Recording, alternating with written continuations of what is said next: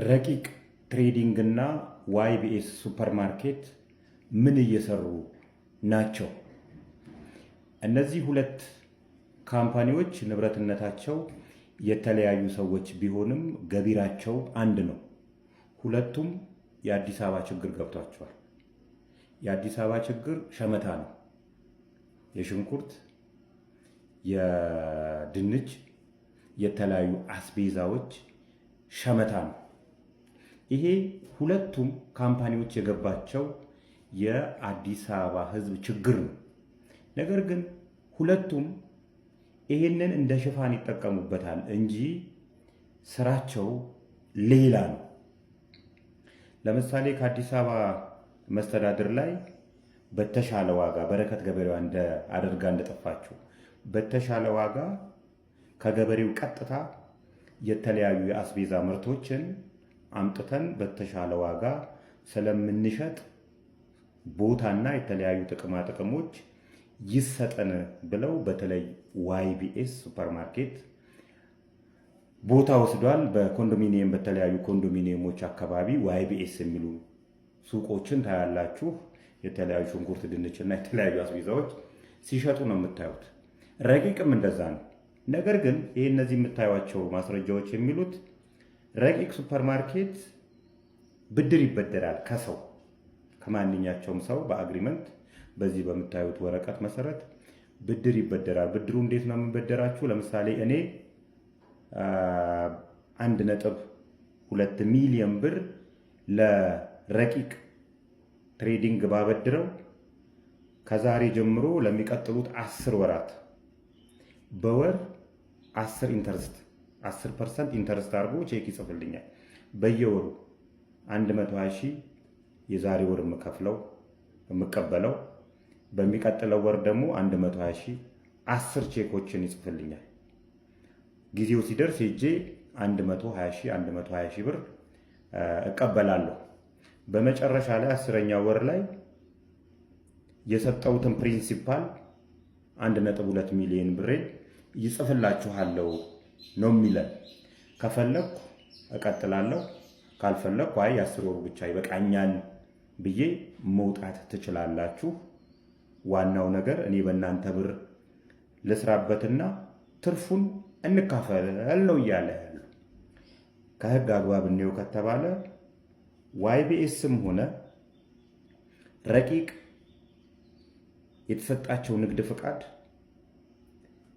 አስቤዛ እንዲነግዱ እንጂ የፋይናንስ ስራዎች ላይ መበደርና ባበደር ስራዎች እንዲሰሩ አይደለም። ከህግ አንጻር የህግ እንትን የለው። ሁለተኛው ነገር ለምንድን ነው በየወሩ እስከ 30% ድረስ በአመት ከባንኮች መበደር እየቻለ ለምንድን ነው ከህብረተሰቡ ላይ ይህን ብር የሚሰበስበው? መጀመሪያ አካባቢ የገቡ ሰዎች በእርግጥ ተሰጥቷቸዋል፣ ጥቅም አግኝተዋል። ይህን ጥቅም ያየ ሰው የእኛ ሰው ስግብግብ ስለሆነ ስለማያስተውል፣ ሁሉም አይደለም ስለማያስተውል እንትና አግኝቷል በሚል ሩጫ ሄደው ብራቸውን ይሰጣሉ። በጣም ብዙ ሰው ወደዚህ በገባ ቁጥር አንዲት ቀን ይሄን ብር ይዘው መጥፋታቸው አይቀሬ ነው እላችኋለሁ፣ አይቀሬ ነው። ዋይቢኤስ ደግሞ አሁን ላይ እርዳታ ሰጣለሁ እያለ ነው። ወልደ ጻዲቅ ይልቃል ቢተው ነው የሚባለው ባለቤቱ። ይሄንን ብር ለማውጣት ዱባይ ላይ ሆኖ ዴሊቨሪ ከፍቷል። በተጨማሪ ሶሻል ሚዲያ ላይ የመጡ እርዳታ እንሰጣለን እያለን ያለ። እርዳታ እንዴት ነው የሚሰጠን መሰላችሁ? የሚቆረጥልን ደረሰኝ አለ። እርዳታ ሊሰጠን ከተፈለገ ቀላል ብር አይደለም ሰጣለሁ የሚለው 300 ሺህ 400 ሺህ ሰጣለሁ ይላል። ያንን ብር ለማግኘት የደረሰኝ ትከፍላላችሁ። የደረሰኝ ትከፍሉና ይሰጣችኋል እያለን ያለ። ለአንድ ለሁለት ሰው ሊሰጥ ይችላል። ነገር ግን ደረሰኝ ቆራጩ ብዛቱ ልነግራችሁ አልችልም። በዚህ አይነት ሁኔታ ነው አሁን ህብረተሰብን እያጭበረበረ ያለው። ከዚህ በፊት ይሄ ሰውዬ ምን ብሎ ነበረ? የኔ ብር ተቀዶ አያልቅም ሲል ነበር።